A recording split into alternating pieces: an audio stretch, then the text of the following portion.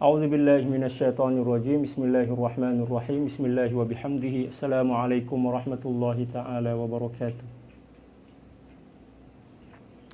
Alhamdulillah, ghafiriz dzambi wa qabilit taubi syadidil iqabi dzit tauli la ilaha illa huwa ilaihil masir. Wassalatu wassalamu ala asyrafil anbiya'i wal mursalin sayyidina Muhammadin wa ala alihi wa sahbihi ajma'in.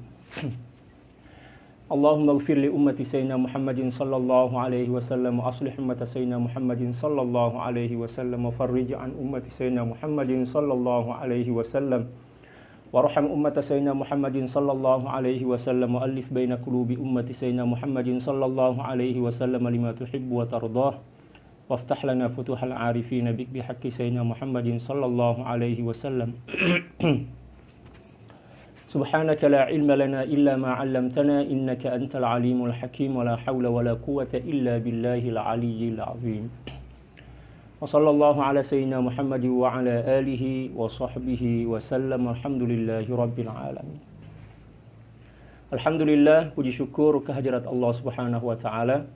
Salawat dan salam semoga senantiasa tercurah kepada baginda Rasulullah sallallahu alaihi wasallam, demikian juga kepada keluarga beliau, para sahabat, serta orang-orang yang senantiasa mengikuti jejak langkah beliau.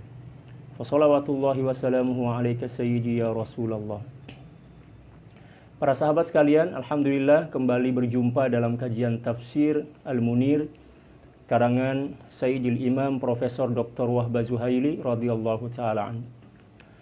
Dan insyaallah kali ini kita telah masuk pada ayat 130 ya, dari suratul Baqarah. Bagi para sahabat yang ingin menyimak langsung dari kitabnya, silahkan buka kitab At-Tafsirul Munir fi syari'ati fil aqidati wasyari'ati wal manhaj karangan Profesor Dr. Wahbah Zuhaili, jilid yang pertama, halaman atau muka surat. Halaman itu kalau dalam bahasa Melayunya muka surat 344. Oke, sebelum kita mulai menafsirkan atau membahas penafsiran dari beberapa ayat yang akan kita kaji pada kesempatan ini, seperti biasanya saya akan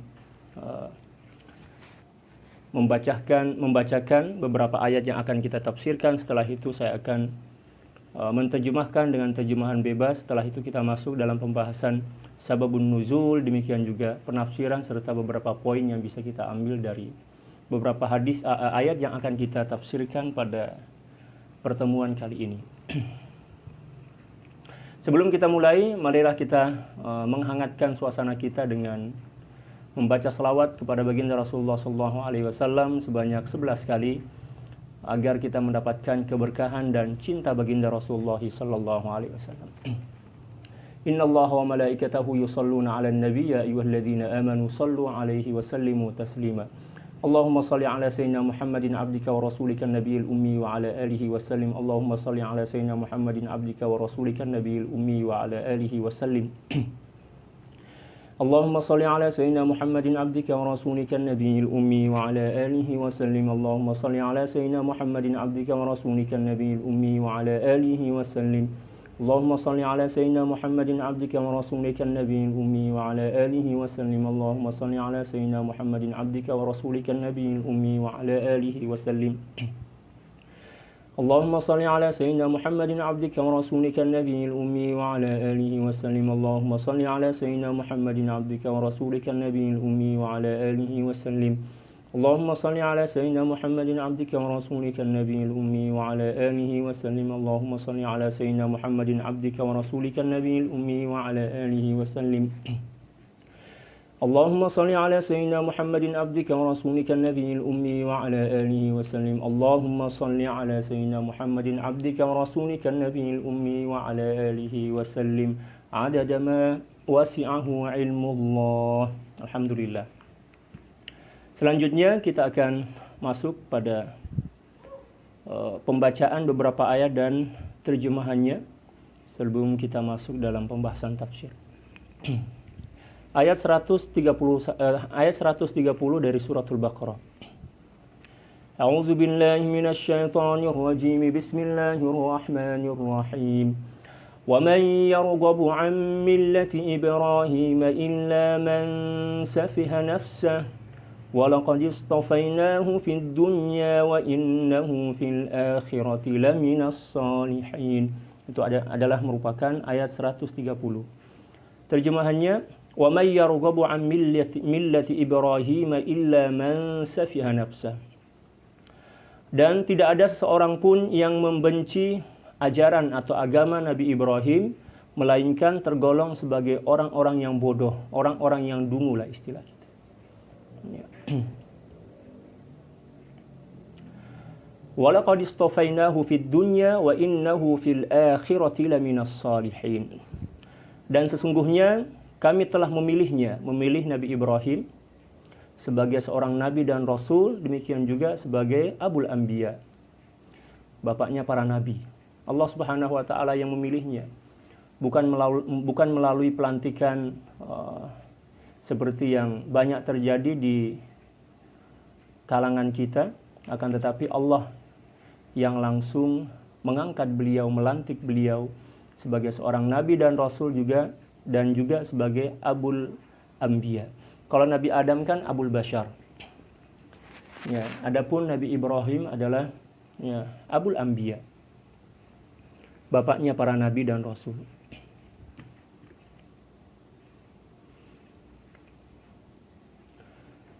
Dan sesungguhnya kamilah yang telah memilihnya di dunia, dan sesungguhnya di akhirat nanti dia merupakan seorang yang benar-benar tergolong sebagai orang yang soleh. Ini jaminan dari Allah Subhanahu wa taala bahwa Sayyidina Ibrahim bukan hanya sebagai seorang nabi dan rasul, demikian juga sebagai Abul Anbiya di dunia ini, akan tetapi di akhirat nanti beliau pun juga tergolong sebagai orang-orang yang selamat, orang-orang yang mendapatkan husnul khatimah dan juga dimuliakan oleh Allah Subhanahu wa taala. Wa innahu fil akhirati laminas salihin. Idh qala lahu rabbuhu aslim qala aslamtu li rabbil alamin. Dan ingatlah ketika Allah Subhanahu wa taala berfirman kepada Nabi Ibrahim, tunduklah. Ya. Tunduk dan patuhlah. Aslim artinya tunduk dan patuhlah. Qala aslamtu li rabbil alamin. Maka seketika itu juga Sayyidina Ibrahim menjawab, aku telah tunduk dan patuh kepada Tuhan alam semesta, kepada Allah Subhanahu wa taala yang merupakan Tuhan atau pemilik alam semesta.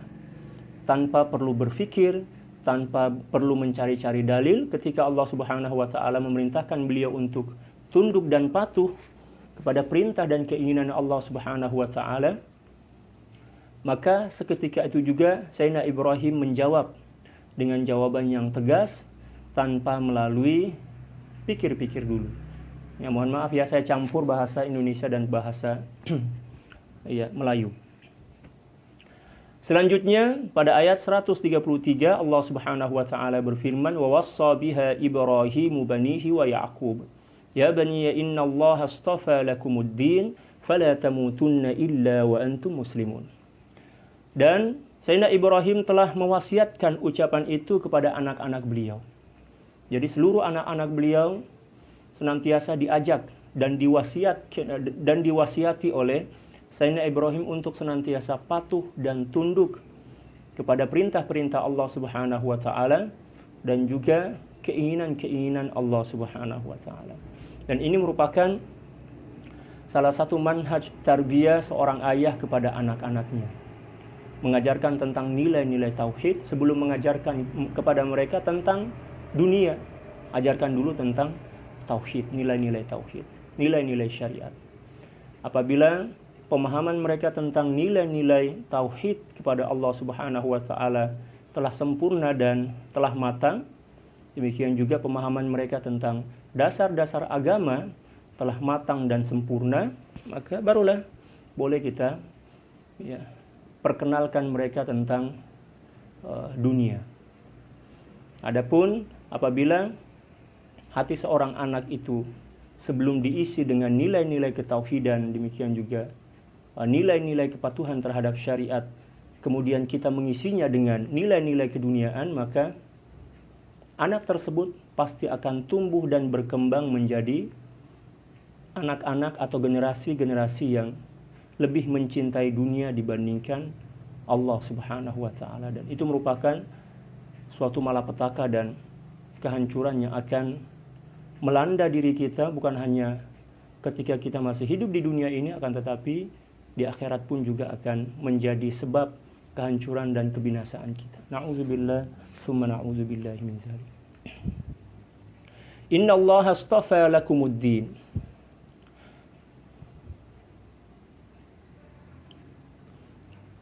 Wa Ya'qubu ya baniya inna Allah astafa lakumuddin. Demikian juga Nabi Ya'qub ya, telah berwasiat kepada anak-anak beliau.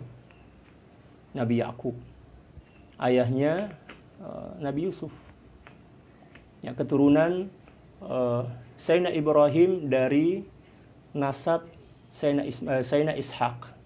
Karena Sayyidina Ibrahim mempunyai dua nasab yang masih bersambung sampai hari kiamat ini, sampai zaman sekarang. Yang pertama dari nasab Sayyidina Ismail, yaitu keturunan orang Arab, ya, keturunan baginda Rasulullah SAW, dan yang kedua adalah dari jalur Sayyidina Ishaq, ya, dan mereka lah yang tergolong sebagai Bani Israel, orang-orang Yahudi. Apa yang diwasiatkan oleh Nabi Ibrahim, demikian juga oleh Sayyidina Ya'qub kepada anak-anak mereka, wasiatnya adalah, wahai anak-anakku, sesungguhnya Allah Subhanahu wa taala telah memilih agama ini untuk kalian, yaitu agama Islam. Agama Islam. Seluruh ajaran yang dibawa oleh para nabi dan rasul namanya adalah Islam. Ya. Adapun Yahudi, Nasrani itu sebenarnya bukan nama kepada ajaran, bukan nama yang melekat pada ajaran, akan tetapi nama yang melekat pada bangsa atau sukunya. Ya. Adapun ajarannya sama tentang ketauhidan kepada Allah, tentang kenabian, demikian juga tentang sam'iyat. Konsep tauhid kita sama. Yang berbeda itu adalah syariat. Adapun tauhid sama. Konsep tauhid kita sama dengan seluruh nabi dan rasul sebelum baginda Rasulullah SAW.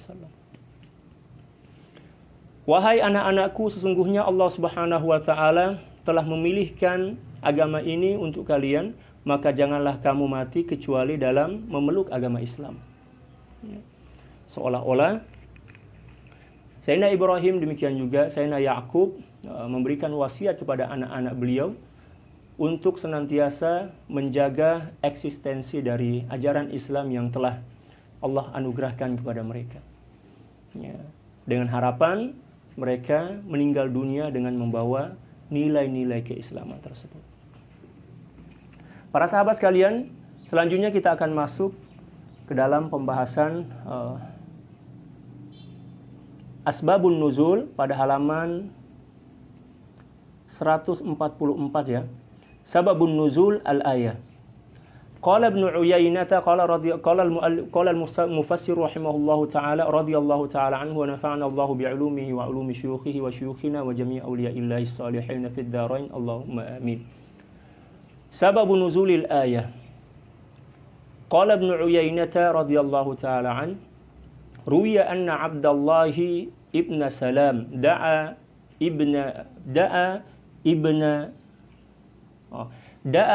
ibnai akhihi Salamata wa muhajiran ila al-Islam faqala lahuma qad alimtuma anna Allah ta'ala qala fi at-Taurah inni ba'ithun min waladi Ismail nabiyyan ismuhu Ahmad faman amana bihi faqad ihtada wa rashad wa man lam yu'min bihi fahuwa mal'un fa aslama Salamatu wa aba muhajirun fanazalat fihi al-ayah.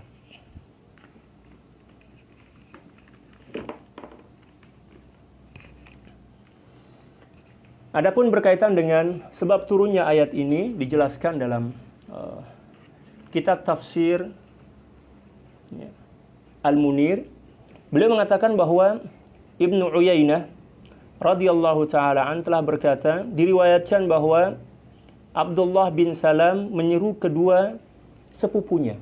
Ya, Sayyidina Abdullah bin Salam ini adalah seorang Yahudi, pendeta Yahudi yang telah masuk Islam. Dan setelah beliau masuk Islam, beliau mengajak kedua sepupu beliau, atau istilah dalam bahasa Melayu, anak saudaranya, sepupu, ya, untuk masuk Islam. Kedua sepupu beliau itu bernama Salamah dan Muhajir. Beliau mengatakan, wahai saudaraku, sepupuku, sesungguhnya kalian berdua telah mengetahui di dalam kitab Taurat bahwa Allah Subhanahu wa taala telah berfirman, sesungguhnya aku akan mengutus seorang nabi bernama Ahmad dari keturunan Nabi Ismail.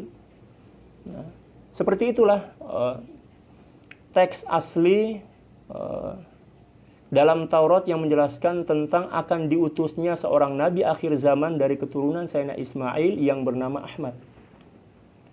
Nama-nama baginda Rasulullah atau nama baginda Rasulullah sallallahu alaihi wasallam dalam kitab-kitab sebelum Al-Qur'an disebut dengan nama Ahmad. Ya'ti min ba'di ismuhu Ahmad, begitu kan? Dalam kitab Injil.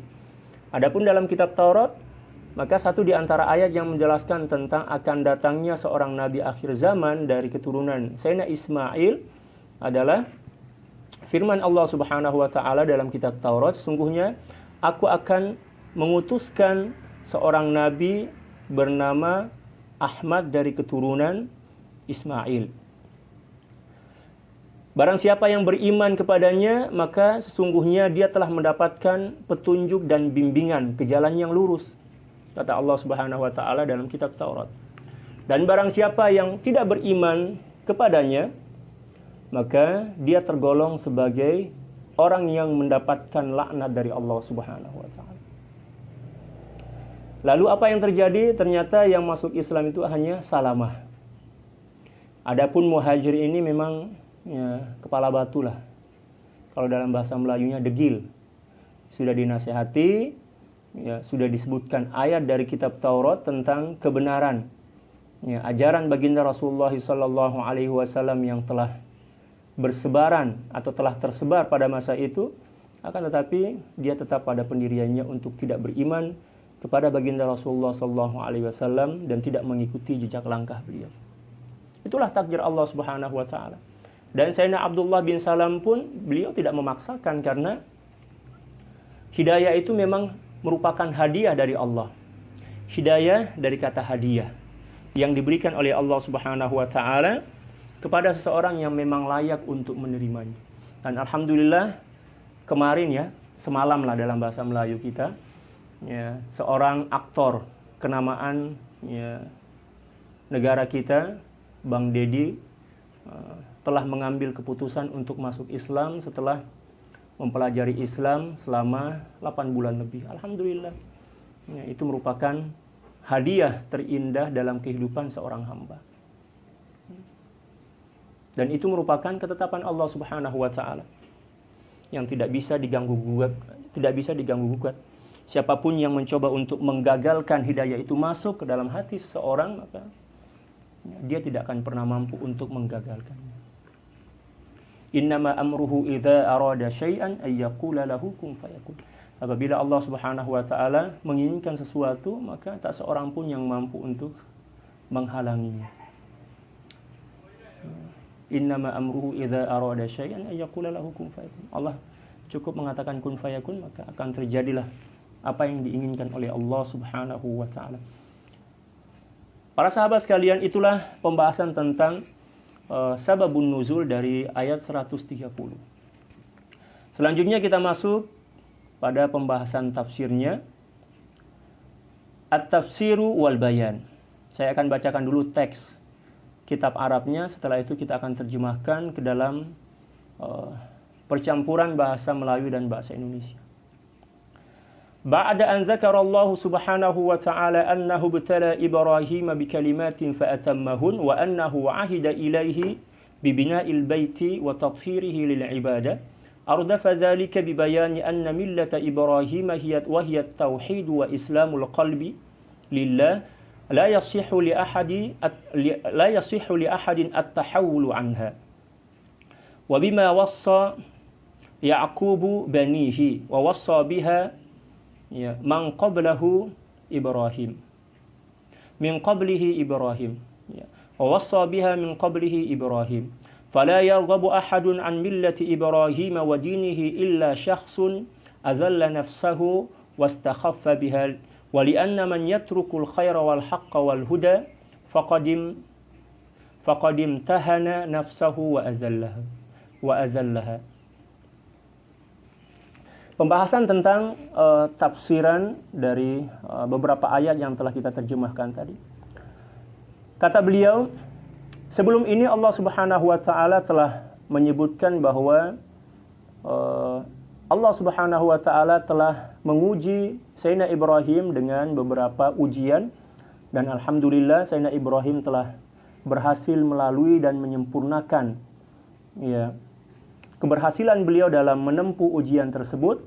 Lalu Allah Subhanahu wa taala menyusuli atau mengikutkan pembahasan dari ayat tersebut tentang perintah agar Sayyidina Ibrahim kembali merenovasi Ka'bah dan membersihkan Baitul Haram dari najis-najis, demikian juga dari patung-patung dan berhala yang disembah sebelum kedatangan Nabi Ibrahim sebagai seorang nabi.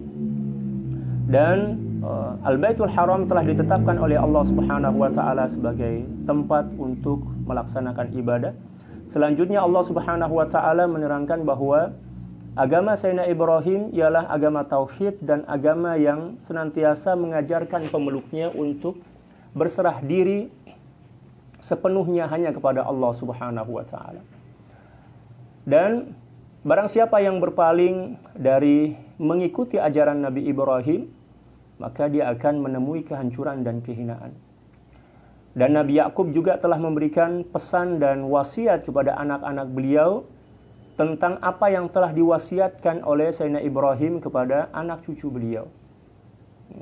Jadi wasiat itu merupakan wasiat yang turun-temurun telah disampaikan oleh para nabi kepada keturunan-keturunan mereka. Demikian juga wasiat takwa. Di antara wasiat yang telah menjadi warisan dari turun-temurun, mulai dari Nabi Adam sampai ke baginda Rasulullah SAW, di antaranya adalah apa yang telah diwasiatkan oleh Sayyidina Ibrahim, dan juga di antara yang lain adalah wasiat takwa, wasiatut takwa. Allah Subhanahu wa taala telah menyebutkan dalam suratul Nisa, "Walaqad wassaynal ladzina utul kitaba min qablikum anittaqullah." Ayat ini menjelaskan bahwa salah satu wasiat yang senantiasa disampaikan oleh Allah Subhanahu wa taala kepada para nabi dan rasul, demikian juga para nabi dan rasul mewasiatkannya kepada anak cucu keturunan mereka adalah wasiat agar senantiasa bertakwa kepada Allah Subhanahu wa taala. Dan barang siapa yang membenci agama Islam atau agama yang dibawa oleh Nabi Ibrahim, sebenarnya kebenciannya itu menyebabkan orang tersebut menghina dirinya sendiri dan memandang rendah ajaran yang dibawa Nabi Ibrahim. Ini karena barang siapa yang meninggalkan sesuatu yang baik, benar dan petunjuk yang agung, itu berarti dia telah menjatuhkan martabat dirinya sendiri. Ketika ada seorang yang telah diberikan hidayah oleh Allah Subhanahu wa taala, dan hidayah itu merupakan nikmat yang paling agung yang pernah diberikan oleh Allah Subhanahu wa taala kepada seorang hamba setelah nikmat kehidupan, lalu dia menyia-nyiakannya, tidak menunaikan perintah dan tuntutan dari hidayah yang telah diterimanya, maka itu berarti dia memaksakan diri untuk keluar dari batasan-batasan reda Allah Subhanahu wa taala dan meletakkan dirinya sebagai seseorang yang terhina dan dilaknat oleh Allah Subhanahu wa taala. Na'udzubillah tsumma na'udzubillah min dzalik. Allah Subhanahu wa taala telah memilih Sayyidina Ibrahim di dunia, lalu beliau dijadikan sebagai moyang atau kakek dari para nabi dan rasul. Dan di akhirat nanti beliau akan tergolong sebagai orang yang diakui kemuliaannya. Demikian juga tinggi budi pekerti beliau, beristiqomah dan bimbingan manusia untuk beramal, membimbing manusia untuk beramal dengan agamanya. Ini merupakan janji baik dan berita gembira untuk Nabi Ibrahim bahwa beliau pasti akan mendapatkan kebahagiaan di akhirat nanti. Allah Subhanahu wa taala telah memberikan jaminan bahwa Sayyidina Ibrahim tergolong sebagai orang yang mendapatkan kebahagiaan di akhirat nanti. Selanjutnya kata beliau radhiyallahu taala an, istafahu idda'ahu ila al-islam bima arahu min al-adillati ala wahdaniyatillah fama kana minhu illa an badara bil inqiyad wal imtithal wa qala akhlastu dini lillahi alladhi awjada al-khalqa kama fi qawlihi ta'ala inni wajjahtu wajhiya lilladhi fatara as-samawati wal arda hanifa wa ma ana minal musyrikin. Dan Allah Subhanahu wa taala telah memilih Sayyidina Ibrahim sebagai seorang nabi dan memberikan hidayah kepada baginda untuk menjadi muslim dan menjadi perantara menyampaikan ajaran-ajaran Islam kepada orang lain. Ketika Sayyidina Ibrahim telah melihat tanda-tanda kekuasaan Allah Subhanahu wa taala, maka ketundukan beliau semakin bertambah dan kepasrahan beliau pun semakin mantap kepada Allah Subhanahu wa taala.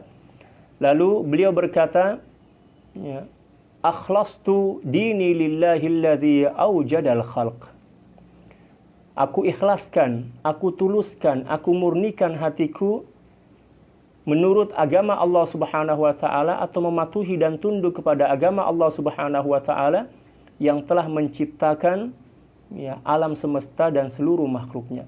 Hal ini diungkapkan oleh Allah Subhanahu wa taala di dalam Al-Qur'an. Allah Subhanahu wa taala berfirman, "Inni wajjahtu wajhiya lilladzi fatara as-samawati wal arda hanifa wa ma ana minal musyrikin." Sesungguhnya aku hadapkan wajahku. Wajah di sini bukan wajah ini maksudnya. Yang dimaksud dengan wajah di sini adalah hati. Ya, menggunakan isti'arah kalau kita belajar ilmu balaghah. Yang disebut adalah wajah zahir, akan tapi yang dimaksud adalah hati. Sesungguhnya aku hadapkan hatiku dan diriku kepada Allah Subhanahu wa taala yang telah menciptakan langit dan bumi. Sedang aku tetap di atas dasar tauhid dan bukanlah aku dari golongan orang-orang yang menyekutukan Allah Subhanahu wa taala. Ayat ini menjelaskan tentang betapa mantapnya ketauhidan Sayyidina Ibrahim dan juga betapa besarnya harapan beliau kepada anak cucu beliau agar senantiasa mentauhidkan Allah Subhanahu wa taala dan juga menjaga nilai-nilai keislaman. Dan seperti itulah kehidupan para nabi dan rasul, demikian juga para aulia serta ulama-ulama dan orang-orang soleh. Yang mereka bicarakan setiap hari adalah tentang Allah. Ketemu dengan anaknya, berbicara tentang tauhid, berbicara tentang ibadah, berbicara tentang kasih sayang, berbicara tentang ilmu. Jadi tidak ada peluang dan tidak ada sedikit pun waktu untuk berbicara tentang hal-hal atau perkara-perkara keduniaan. Kalau kita, Masya Allah, apabila kita berjumpa dengan siapapun, yang paling pertama kita tanya adalah tentang pekerjaan. Gimana kerjamu? Kamu kerja di mana sekarang? Gajimu berapa? Pengeluaran kamu setiap bulan berapa? Usahamu gimana? Itu bukan ajaran baginda Rasulullah SAW. Ajaran baginda Rasulullah SAW adalah senantiasa mengajar kita untuk mendendangkan nyanyian-nyanyian tentang ketuhanan. Seperti yang telah dicontohkan oleh baginda Rasulullah SAW. Setiap pagi baginda Rasulullah SAW apabila berjumpa dan ketemu dengan para sahabat, yang pertama kali ditanya adalah kaifa asbahta? Bagaimana hidup keadaanmu di pagi ini? Apakah kamu tetap cinta kepada Allah? Apakah kamu tetap bersemangat untuk beribadah kepada Allah? Itu yang ditanyakan. Kalau kita sekarang kan kerja di mana? Ya, anaknya sudah berapa? Ya, istrinya berapa? Itu yang ditanya. Ini sebagai tanda dan bukti betapa jauhnya kita dari ajaran kemurnian Islam yang telah diwariskan oleh baginda Rasulullah SAW kepada kita. Dunia itu bukan untuk diperbincangkan sebenarnya. Dunia itu ya untuk dinikmati saja. Ya.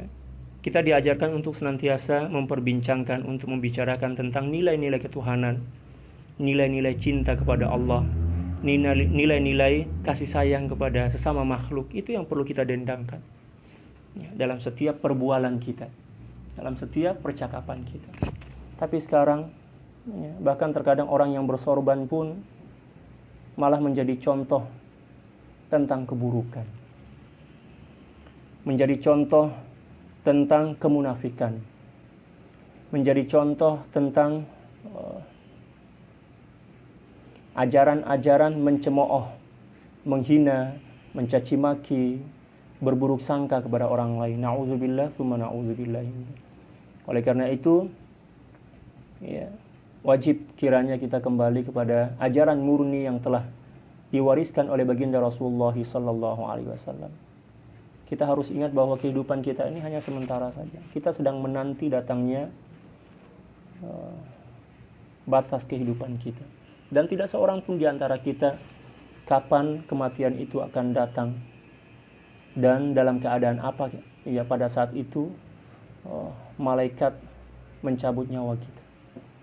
Ya, kita ini dalam tak sadar kita ini sedang beratur kan, dan kita pun tak tahu kita ini dah ambil nombor berapa, nombor kita berapa. Boleh jadi di antara kita yang saat ini kita masih bisa live bersama berdiskusi, tapi mungkin ya 1-2 jam setelah ini ada di antara kita yang telah sampai gilirannya. Dan para malaikat tidak bisa disogok. Sekaya apapun orang, kalau malaikat mau telah datang, kita nggak bisa mengatakan, oh tunggu dulu mas, boleh nggak saya kasih mobil saya? Ya, undur aja, 5 menit aja lah, undur kematian saya, nggak bisa. Al-mautu ya'ti baghtatan wal qabru sundukul amal, kata para ulama. Kematian itu akan datang sekonyong-konyongnya atau secara mengejut kalau dalam bahasa Melayu. Secara tiba-tiba dan tak seorang pun yang mampu untuk menangguhkan atau untuk mengundurkannya. Fa idza jaa ajaluhum la yastakhiruna sa'atan wa la yastaqdimun. Apabila ajal mereka telah tiba, maka tidak seorang pun yang mampu untuk ya mempercepat dan memperlambatnya. Jadi ajal itu ukuran pas-pasan, tidak bisa dikurangi dan tidak bisa ditambah. Dan tidak seorang pun di antara kita yang tahu ajal kita itu sampai pada hari apa, ya, tahun berapa, dan ya, jam berapa. Oleh sebab itu, marilah kita mawas diri, senantiasa mempersiapkan diri kita untuk didatangi oleh tamu ya, yang datang tanpa permisi untuk menjemput kita, untuk mengambil kita kembali kepada sang pemilik sejati, yaitu Allah Subhanahu wa Ta'ala. Itu yang perlu kita pikirkan, wahai para sahabat. Gak perlulah kita memikirkan keburukan-keburukan orang, gak perlulah kita mencari-cari kesalahan orang lain, karena pada diri kita ini penuh dengan keburukan, penuh dengan kemunafikan, penuh dengan kebencian, penuh dengan kegelapan, penuh dengan hasad, iri, dengki, buruk sangka. Itu yang perlu kita sadari. Dan itu pasti ada pada diri kita, karena kita ini manusia biasa, bukan golongan Nabi dan Rasul. Dan seluruh manusia yang tidak tergolong sebagai Nabi dan Rasul pasti dalam hatinya ada aja keburukan, sifat-sifat buruk dan dosa. Itulah yang perlu kita renungi tiap hari. Tidak perlulah kita saling mencaci, saling memaki. Mungkin karena hanya disebabkan beda pilihan dalam pilpres misalnya. Atau misalnya beda organisasi, beda partai. Ya. Demikian juga beda selera misalnya. Enggak usah. Itulah keindahan kehidupan dunia ini. Ya. Berbilang corak dan warna, kecenderungan manusia itulah yang memperindah kehidupan kita di dunia ini. Kalau seandainya semuanya hanya suka makan jengkol misalnya, kasihanlah. Petani tembakau nanti berhenti bertani.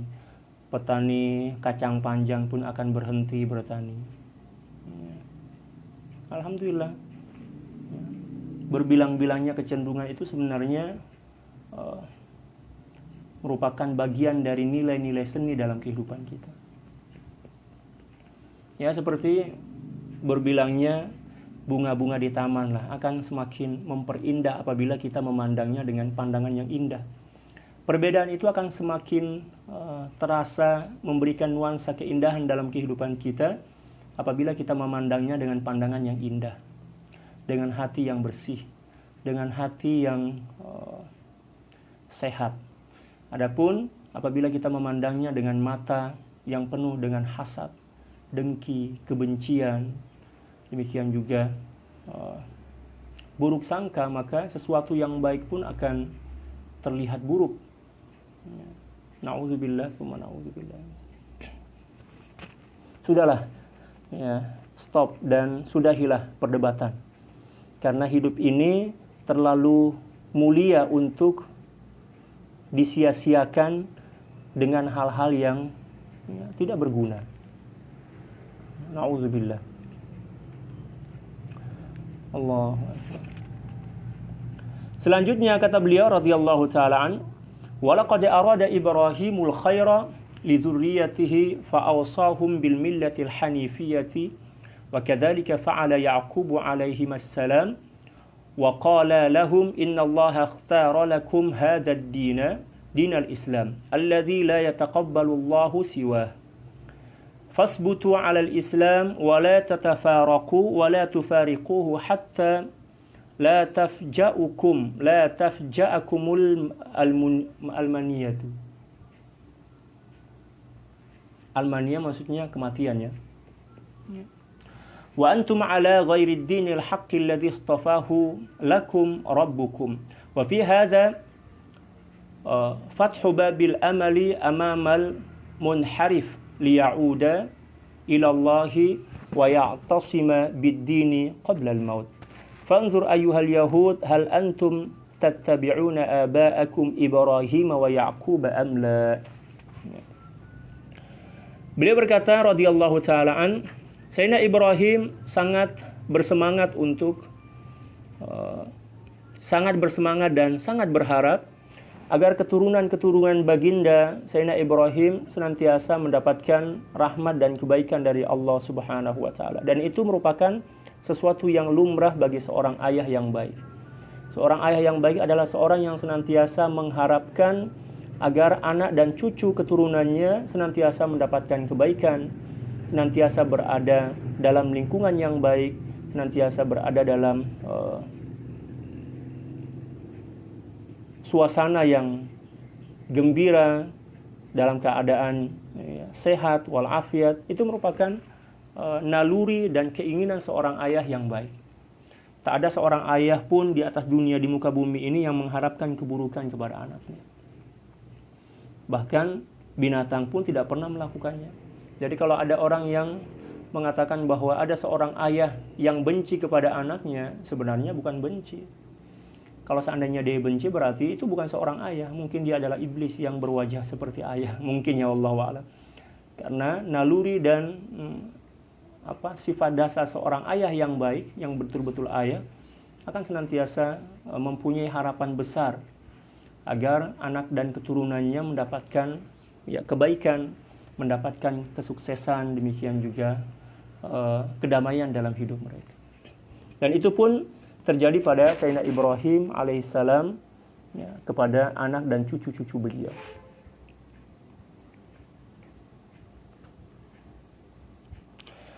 Oleh karena itu Sayyidina Ibrahim alaihissalam senantiasa mengulang-ulang wasiat kepada mereka agar mengikuti agama tauhid. Dan wasiat itu senantiasa diulang-ulang. Jangan bosan mengulang wasiat tentang ketakwaan kepada Allah, tentang ketauhidan kepada Allah Subhanahu wa taala. Karena sifat dasar manusia ini senantiasa lalai, maka memberikan peringatan dan nasihat itu akan senantiasa dituntut oleh agama ke atas kita. Allah Subhanahu wa taala berfirman, "Fadzakir fa inna dzikra tanfa'ul mu'minin." Berikanlah peringatan, nasihat, karena sesungguhnya nasihat dan peringatan itu akan senantiasa memberikan dampak yang baik, memberikan manfaat bagi setiap orang yang beriman. Jangan pernah bosan menasihati orang lain. Tetapi sebelum menasihati orang lain, ya kita nasihati diri kita sendiri dulu. Kita muhasabah, kita introspeksi diri. Ya, kita mengambil cermin untuk melihat diri kita sendiri sebelum melihat orang lain. Introspeksi diri. Baginda Rasulullah sallallahu alaihi wasallam bersabda, atau kama qala sallallahu alaihi wasallam, hasibu anfusakum qabla an tuhasabu alaikum. Introspeksilah diri kalian sebelum Allah Subhanahu wa taala menghisab kalian. Ya. Yang perlu kita hisab dan perlu kita introspeksi itu adalah diri kita, bukan orang lain sebenarnya. Tapi kebanyakan di antara kita terlalu sibuk untuk memikirkan nasib orang lain tanpa peduli dengan nasib kita sendiri. Dan itu merupakan tanda-tanda keburukan dan tanda-tanda akan terjadinya kebinasaan dan kehancuran dalam kehidupan kita, baik kehidupan dunia, demikian juga kehidupan akhirat. Na'udzubillah. Terlalu sibuk memikirkan orang lain, terlalu sibuk mencari-cari keburukan orang lain. Alangkah indahnya apabila masing-masing kita sibuk dengan kekurangan kita, dan kalau seandainya kita terpaksa sibuk dengan orang lain, maka sibuklah dengan kebaikan-kebaikan mereka. Kita ambil sebagai contoh, ya, dan panutan dalam kehidupan kita. Dan itulah yang diajarkan oleh baginda Rasulullah SAW.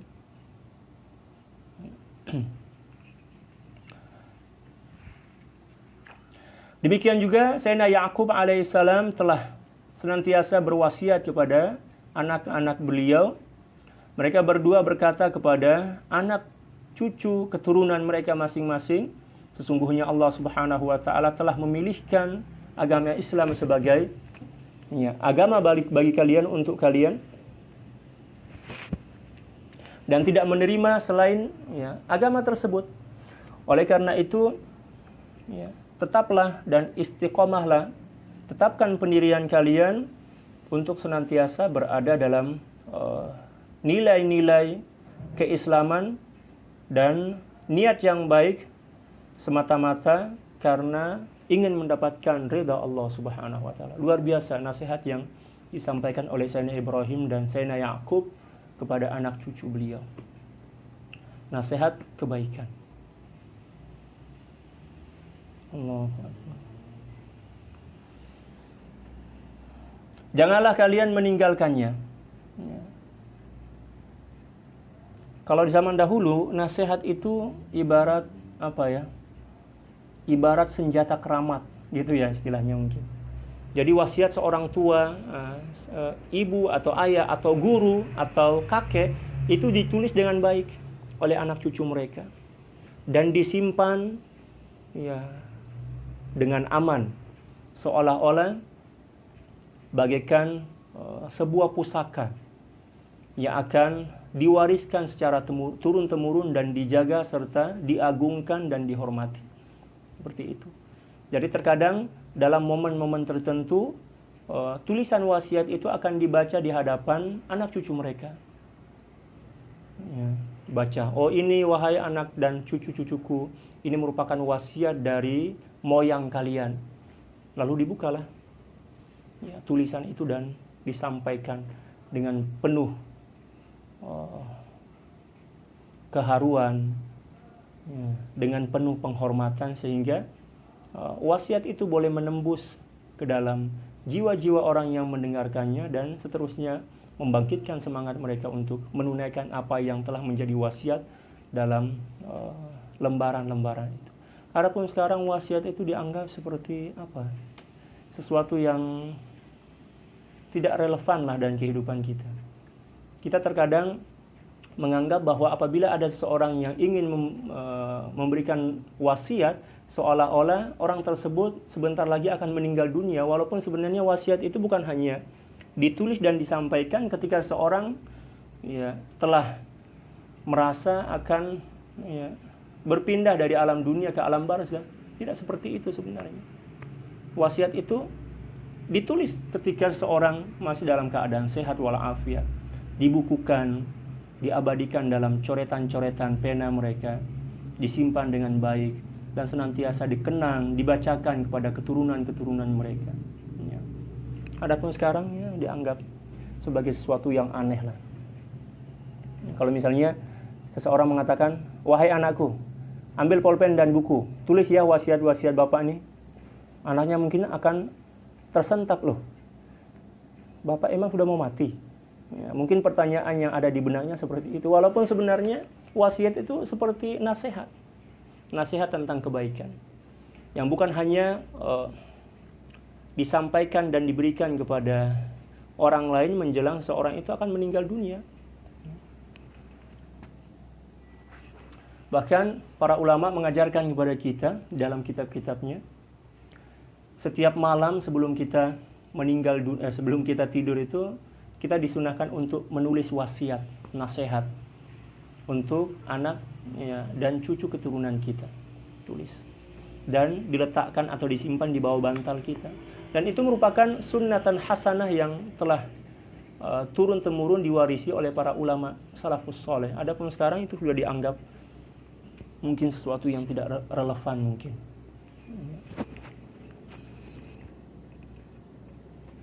Selanjutnya kata beliau, ya, janganlah kalian meninggalkannya. Janganlah kalian meninggalkan ajaran tersebut. Ajaran tentang ketauhidan, ajaran tentang akhlak, ajaran tentang ketundukan kepada Allah Subhanahu wa taala. Agar kalian tidak dikagetkan atau dikejutkan oleh kematian. Dalam keadaan kalian tidak berpegang teguh dengan agama yang benar yang Allah Subhanahu wa taala telah pilihkan untuk kalian.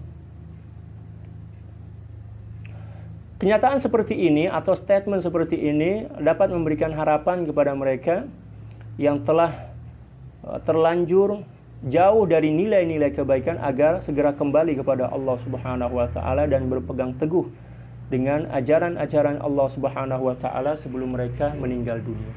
Jadi wasiat itu bukan hanya bertujuan untuk memberikan nasihat kepada kita tentang apa yang perlu kita lakukan, akan tetapi juga terkadang wasiat itu mempunyai dampak yang cukup besar untuk mengingatkan seseorang tentang betapa jauhnya dia telah tergelincir dari nilai-nilai kebaikan agar segera kembali kepada Allah Subhanahu wa taala. Nah, setelah itu kata beliau, "Fanzur ayyuhal yahud hal antum tattabi'una aba'akum Ibrahim wa Ya'qub am la?" Ya, kata beliau, sadarlah dan fikirkanlah wahai orang-orang Yahudi, apakah kalian telah mengikuti dan tunduk kepada ajaran yang telah diwariskan oleh nenek moyang kalian, ya, yaitu Nabi Ibrahim dan Ya'qub. Ya. Ketiga ayat yang telah kita bacakan tadi ini merupakan ayat yang juga keempat ayat tadi merupakan ayat yang masih terkait dengan peringatan-peringatan Allah Subhanahu wa taala kepada orang-orang Yahudi yang senantiasa ingkar, senantiasa durhaka kepada Allah Subhanahu wa taala. Oke, selanjutnya kita masuk dalam pembahasan fiqhul hayat awil ahkam. Tudandidu hadhil ayat bikulli man a'rada an millati Ibrahim ملة التوحيد والإنقياد والإخلاص لله وتوبخ الكافرين الذين كرهوا هذه الملة وملة الإسلام قديمة دعا لها الأنبياء جميعا والإسلام في كلام العرب الخضوع والإنقياد للمسلم إليه وليس كل إسلام إيمانا لكن كل إيمان إسلام لأن من آمن بالله فقد استسلم وانقاد لله وليس كل من أسلم آمن بالله لأنه قد يتكلم فزعا من السيف ولا يكون ذلك إيمانا بدليل قوله تعالى قالت الأعراب آمنا قل لم تؤمنوا ولكن قولوا أسلمنا فأخبر الله تعالى أنه ليس كل من أسلم مؤمنا فدل على أنه ليس كل مسلم مؤمنا فإن الإيمان باطن والإسلام ظاهر وقد يطلق الإيمان بمعنى الإسلام والإسلام ويراد به الإيمان للزوم أحدهما الآخر وصدوره عنه.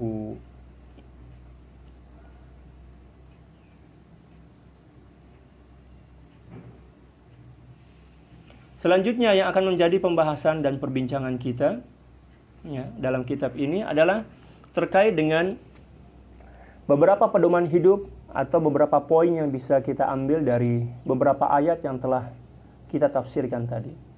Kata beliau, ayat-ayat di atas yang telah kita bacakan tadi adalah ayat-ayat yang telah mengancam atau memberikan ancaman kepada orang-orang yang enggan dan tidak mau mengikuti agama Nabi Ibrahim, yaitu agama tauhid, serta mereka yang tidak mau patuh dan ikhlas kepada Allah Subhanahu wa taala.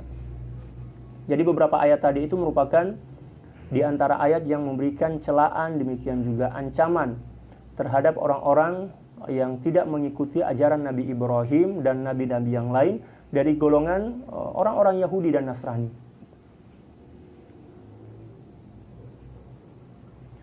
Dan ayat-ayat tersebut juga mencela dan mencela orang-orang kafir yang membenci agama yang dibawa oleh Nabi Ibrahim. Orang-orang Yahudi kan mengaku bahwa mereka sebagai pengikut dan keturunan Nabi Ibrahim. Akan tetapi pada kenyataannya, ternyata mereka lah yang paling banyak melakukan penyelewengan terhadap ajaran-ajaran nenek moyang mereka. Agama Islam adalah agama yang sudah sekian lama diwujudkan oleh Allah Subhanahu wa taala. Semua nabi menyeru manusia kepada kata yang bernama Islam, yang dalam bahasa Arabnya kira-kira maknanya adalah ketundukan dan kepatuhan kepada sesuatu. Seluruh para nabi dan rasul, ajaran utamanya adalah ajaran tentang ketundukan dan kepatuhan kepada Allah Subhanahu wa taala, yang terwujud dalam konsep tauhid, dalam ajaran agama yang dibawa oleh para nabi dan rasul. Setiap orang Islam atau muslim belum tentu mukmin, tetapi setiap orang yang telah mukmin pasti muslim. Sebabnya apa? Ini karena orang-orang yang beriman kepada Allah Subhanahu wa taala memberikan pengertian bahwa mereka telah menyerahkan diri dan patuh kepada Allah Subhanahu wa taala. Akan tetapi semua orang yang menyerahkan diri kepada Allah Subhanahu wa taala beriman dengan Allah Subhanahu wa taala. Itulah perbedaan antara iman dan Islam. Setiap orang yang beriman setiap mukmin pasti muslim, akan tetapi tidak semua muslim iman. Terkadang ada seorang mengucapkan kalimat tentang iman karena hanya takut dibunuh, sedangkan hatinya tidak beriman kepada Allah Subhanahu. Dalilnya adalah Allah Subhanahu wa taala berfirman, qalatil a'rabu amanna qul lam tu'minu walakin qulu aslamna. Orang-orang Arab berkata, kami telah beriman kepada Allah Subhanahu wa taala. Katakanlah wahai kekasihku Muhammad, kalian belum beriman. Tetapi iman tersebut belum meresap masuk ke dalam jiwa mereka, jiwa kalian. Katakanlah saja kami telah Islam. Jadi ada perbedaan yang tipis antara Islam dan iman. Setiap muslim pasti muslim, setiap mukmin pasti muslim, tapi tidak semua Islam atau muslim itu mukmin. Mengapa demikian? Karena Islam itu merupakan iman, nilai-nilai yang berkaitan dengan lahiriah kita, berkaitan dengan zahir kita. Adapun iman merupakan nilai-nilai yang memang hanya ada dalam jiwa. Walaupun terkadang seseorang menyebut kata Islam, tetapi yang dimaksud di dalamnya termasuk iman. Oleh karena itu para ulama membuat satu kaidah. Idza jtama'a iftaraqa wa idza iftaraqa ijtama'a. Gitu ya kalau nggak salah. Ungkapan para ulama. Dua kata yaitu Islam dan iman apabila disatukan berarti penyatuan dua kata ini dalam satu redaksi menunjuk atau yang dimaksud adalah perbedaannya. Mungkin bisa dipahami ya, para sahabat yang pernah belajar kitab tauhid pasti paham itu. Dan apabila yang disebut hanya satu di antara dua kata itu, berarti tujuan dari penyebutannya adalah persamaan dari dua atau dari makna dua kata itu. Bisa dipahami nggak? Idza iftaraqa ijtama'a wa idza ijtama'a iftaraqa.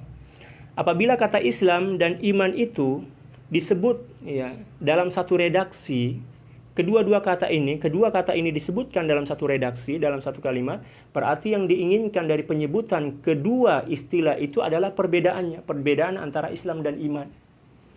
Dan apabila dalam suatu redaksi atau dalam suatu kalimat hanya satu saja yang disebut, baik itu Islam maupun iman, berarti yang diinginkan dari redaksi itu adalah persamaan antara nilai-nilai keimanan dan keislaman. Seperti itu ya.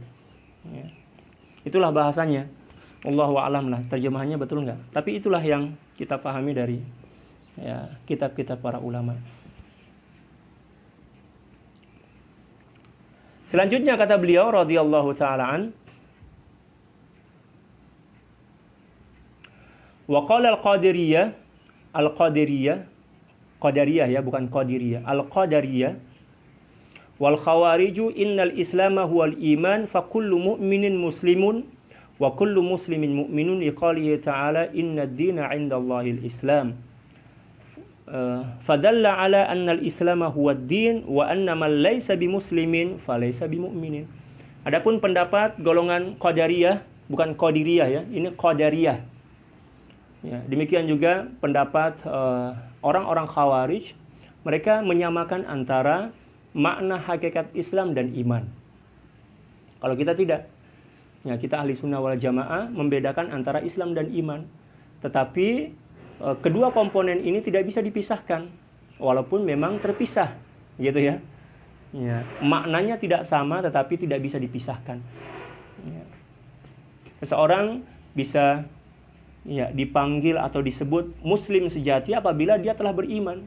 Demikian juga seseorang tidak boleh menjadi mukmin sejati kecuali apabila dia telah menjadi seorang muslim. Ya. Dua kata yang saling melazimi, tidak bisa dipisahkan. Seperti itu. Selanjutnya kata beliau radhiyallahu ta'ala an, wa wassa bil islami Ibrahim wa Yaqub li'annahu ad-dinul haqqu wa banu Ibrahim Ismail wa ummuhu Hajar al-Qibtiyah wa huwa akbar waladih naqalahu ila Makkah wa huwa radi'un lahu sanatan wa wulida qabla akhihi Ishaq bi 14 sanatan wa mata wa lahu 137 sanah. وكان سنه يوم مات أبوه إبراهيم عليه السلام 89 سنة وهو الذبيح في قول مشهور وإسحاق أمه سارة وهو الذبيح في قول آخر وهو الأصح في رأي القرطبي ومن ولده الروم واليونان والأرمون وغيرهم وبنو إسرائيل وعاش إسحاق 180 سنة ومات بالأرض المقدسة ودفن عند أبيه إبراهيم الخليل عليه السلام ودخل يعقوب في من أوصى إبراهيم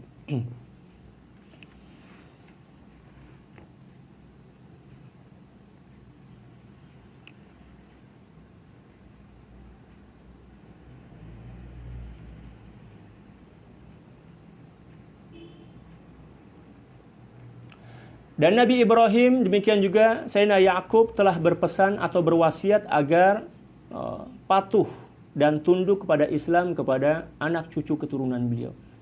Karena Islam adalah agama yang benar. Ya. Anak sulung Nabi Ibrahim ia adalah Ismail. Dan ibu beliau adalah Siti Hajar al-Qibtiyah yang berasal dari Mesir. Ya. Ibu beliau adalah dari Mesir. Oleh karena itu orang Mesir mengakui bahwa Mesir adalah nenek moyang bangsa Arab. Itu sangat terkenal di kalangan orang Mesir. Karena memang Ya, Siti Hajar itu berasal dari Mesir karena bangsa beliau adalah Qibtiyah. Qibtiyah. Dan baginda Rasulullah SAW juga mempunyai seorang istri yang bernama Maria Qibtiyah, Sittina Maria Qibtiyah yang berasal dari Mesir. Dan Sayyidina Ismail dibawa ke kota Mekah sewaktu beliau masih menyusui dan umur beliau baru 2 tahun. Dibawa oleh ibu beliau ke kota Mekah. Dan baginda dilahirkan 14 tahun sebelum kelahiran saudara beliau yang bernama Ishak. Jadi perbedaan umur antara Sayyidina Ismail dan Sayyidina Ishak itu 14 tahun. Ya. Sayyidina Ismail telah dilahirkan 14 tahun sebelum lahirnya Sayyidina Ishak alaihi wassalam. Nabi Ismail meninggal dunia ketika beliau berumur 137 tahun. Masya Allah. 137 tahun umur beliau, Sayyidina Ismail. Ketika ayah beliau, yaitu Sayyidina Ibrahim, ya, telah wafat. Baginda berusia 89 tahun. Jadi ketika Sayyidina Ibrahim meninggal dunia, beliau meninggal dunia pada usia 89 tahun. Adapun anak beliau Sayyidina Ismail, beliau meninggal dunia ketika berumur 137 tahun. Itu menurut pendapat yang masyhur. Walaupun memang ada perbedaan para ulama terkait dengan umur meninggalnya ketika Sayyidina Ibrahim meninggal dunia. Dan Sayyidina Ismail merupakan anak yang mendapatkan gelar Az-Zabih. Ya, Az-Zabih ini maksudnya yang disembelih, sesuai dengan ayat yang selalu kita baca dan selalu kita dengar di Idul Adha itu kan. Ya. Dan Sayyidina Ishak merupakan keturunan Sayyidina Ibrahim dari istri beliau yang bernama Siti Sarah. Ya. Beliau yang digelar sebagai Az-Zabih berdasarkan pendapat yang lain. Ada juga yang mengatakan bahwa Az-Zabih atau seorang yang disembelih oleh Nabi Ibrahim terkait dengan perintah untuk menyembelih dalam Al-Quran tersebut bukan Nabi Ismail, akan tapi Nabi Ishak. Ya, itu perbedaan para ulama.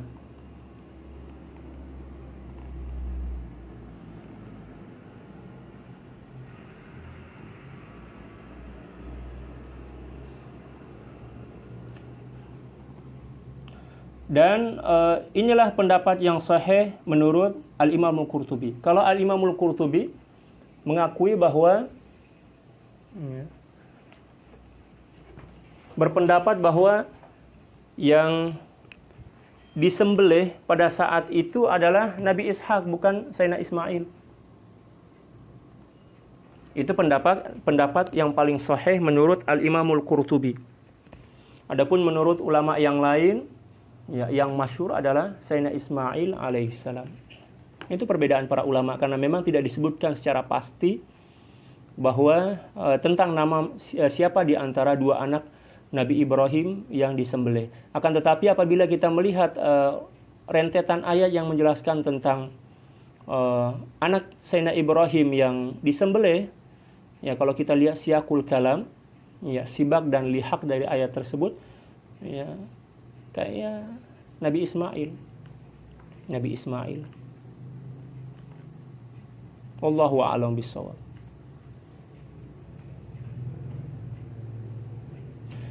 Dan Sayyidina Ishak hidup selama 180 tahun. Masya Allah. Lebih panjang umur beliau dibandingkan Sayyidina Ismail. Sayyidina Ismail 137, adapun Sayyidina Ibrahim berumur 89 tahun. Ya, subhanallah, Nabi Ishak umur beliau 180 tahun. Kayaknya kalau kita ada di antara kita yang berumur 180 tahun, kayaknya bosan dah hidup ya. Saya teringat beberapa bulan yang lalu ada seorang kakek dari Jawa Tengah kalau nggak salah. Umur beliau telah 140 tahun. Tapi belum meninggal dunia, masih sehat. Ingatannya masih kuat, makannya pun Masya Allah. Matanya pun masih terang, melihat terang dengan terang. Diwawancari oleh salah satu stasiun TV swasta ya, ditanya apa yang Mbah ingin sampaikan kepada kami. Kata beliau dengan sangat enteng, beliau mengatakan, saya sudah bosan hidup. Loh kok bisa? Kata reporter itu. Kata beliau, lah gimana nggak bosan? Ya, saya telah melalui 3 atau 4 generasi. Generasi saya sudah meninggal dunia. Yang saya temui ini bukan generasi saya. Ya. Jadi bosan, nggak ada teman kan? Ternyata orang yang umurnya panjang pun bisa bosan hidup. Alhamdulillah, umur umat baginda Rasulullah SAW ya rata-rata 60-70 tahun. Walaupun memang ada yang lebih dari itu ya, tapi kan nggak banyak. Itu bonus lah itu.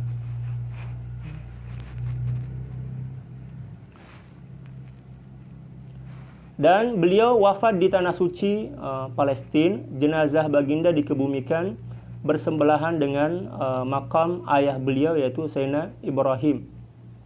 Ya, Sayyidina Ishaq ini meninggal dunia Palestina, dan makam beliau bersandingan dengan makam ayah beliau Sayyidina Ibrahim. Dan Sayyidina Yakub tergolong dari kalangan orang yang mendapatkan wasiat dari Sayyidina Ibrahim. Selanjutnya kata beliau radhiyallahu taala an, al-Imamul Profesor Dr. Wahbah Zuhaili, beliau mengatakan, walam yunqal anna Ya'qub adraka jaddahu Ibrahim wa innama wulida ba'da mauti Ibrahim wa awsa Ya'qubu banihi kama fa'ala Ibrahim. Asha Ya'qubu mi'atan wa sab'an wa ishrina sana. Wa mata bimis wa awsa an yuhmala ila al-ardil muqaddasati wa yudfana 'inda abihi Ishaq.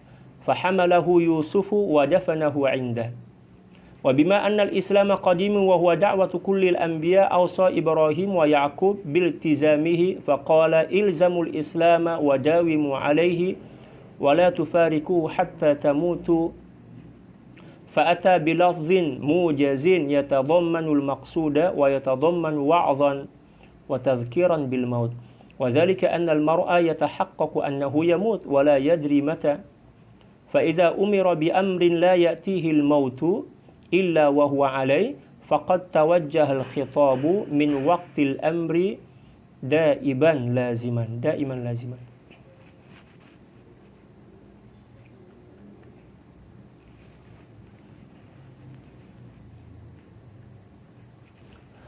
Tidak ada riwayat yang menyatakan bahwa Nabi Yakub sempat berjumpa atau bertemu dengan Sayyidina Ibrahim. Sayyidina Yakub ini kan cucu dari Sayyidina Ibrahim, dari anak beliau yang bernama Ishaq. Tidak ada satu riwayat pun yang menjelaskan bahwa Sayyidina Yakub pernah berjumpa dengan Sayyidina Ibrahim. Karena Sayyidina Yakub dilahirkan setelah meninggalnya Sayyidina Ibrahim. Dan beliau berwasiat agar berwasiat anak-anak beliau kepada anak-anak beliau seperti yang telah diwasiatkan oleh Nabi Ibrahim.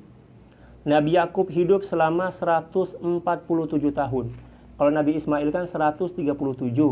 Setelah itu Nabi Ishak 180 tahun dan Nabi Ibrahim 89 tahun. Dan ternyata Nabi Yakub hidup selama 147 tahun. Dan beliau wafat di Mesir, dan beliau berwasiat agar apabila beliau meninggal dunia, maka beliau dibawa dan dimakamkan di Palestina, ya, di sebelah ayah beliau, yaitu Nabi Ishak. Dan wasiat itu dilaksanakan oleh Sayyidina Yusuf alaihissalam. Ketika Sayyidina Yakub meninggal dunia, dan Sayyidina Yakub ini merupakan ayahnya Sayyidina Yusuf, maka Sayyidina Yusuf membawa jenazah beliau dan dimakamkan di samping kakek beliau, yaitu Nabi Ishak, kakeknya Sayyidina Yusuf. Oleh karena itu, agama Islam adalah agama yang telah lama wujud dan menjadi seruan para nabi dan rasul. Di antaranya adalah Sayyidina Ibrahim, Sayyidina Yakub, juga berpesan agar senantiasa istiqomah, mengamalkan nilai-nilai Islam, berpegang teguh dengan Islam buat selama-lamanya. Dan janganlah kalian meninggalkan sampai kalian meninggal dunia. Ungkapannya sangat ringkas, akan tetapi mengandung pesan, nasihat, serta peringatan yang cukup mendalam, dan juga tentang nasihat, ya, peringatan tentang datangnya kematian. Dan seseorang itu pasti akan mengalami dan melalui proses kematian. Akan tetapi ya memang tidak seorang pun yang mengetahui kapan dan di mana seseorang itu meninggal dunia.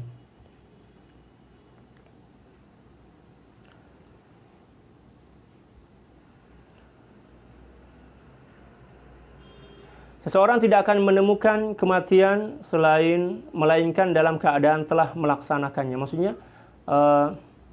nasihat ini mengajarkan kepada kita untuk senantiasa istiqomah dalam menjaga nilai-nilai keislaman kita, sehingga apabila kematian itu datang secara tiba-tiba, maka kita telah bersiap diri untuk ya menjemput dan melalui kematian tersebut. Allah Subhanahu wa taala berfirman, maka janganlah kalian mati kecuali dalam keadaan memeluk agama Islam. Ya, Suratul Baqarah ayat 122.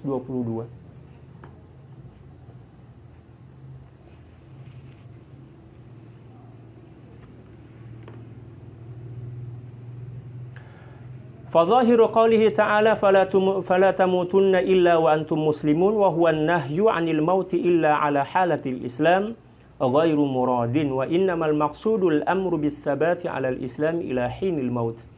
Fa huwa nahyun fil haqiqati an kaunihim ala khilafil Islam. Intaha. Habis dah. Dan Allah Subhanahu wa taala berfirman dalam suatu ayat dalam suratul Baqarah ayat 122, maka janganlah kalian mati kecuali dalam keadaan memeluk Islam. Ya. Pada zahir ayat tersebut Allah Subhanahu wa taala melarang dari kematian kecuali dalam keadaan Islam.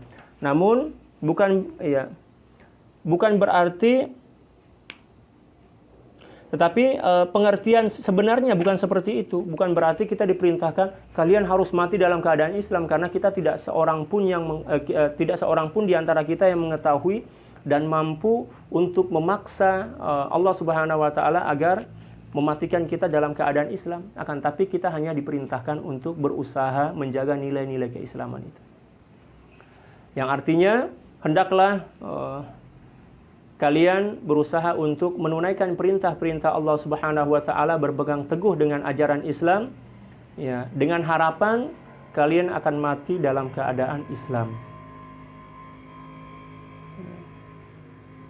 Jadi makna wala tamutunna illa wa antum muslimun bukan berarti ya perintah ini hukumnya wajib, karena tidak seorang pun yang mampu untuk mempertahankan keimanannya sehingga mati dalam keadaan husnul khatimah.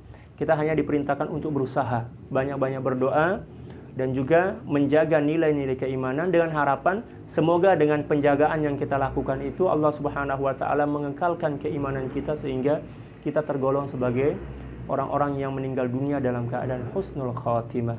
Wallahu a'lamu bissawab. Alhamdulillah, ayat 130 sampai dengan 132 telah selesai kita tafsirkan. Dan insyaallah pada pertemuan akan datang kita akan masuk pada ayat 133 dan seterusnya. Wallahu a'lamu bissawab. Cukup sekian yang bisa kita kaji pada kesempatan ini, dan sebentar lagi akan masuk waktu sholat zuhur untuk wilayah Kuala Lumpur dan sekitarnya.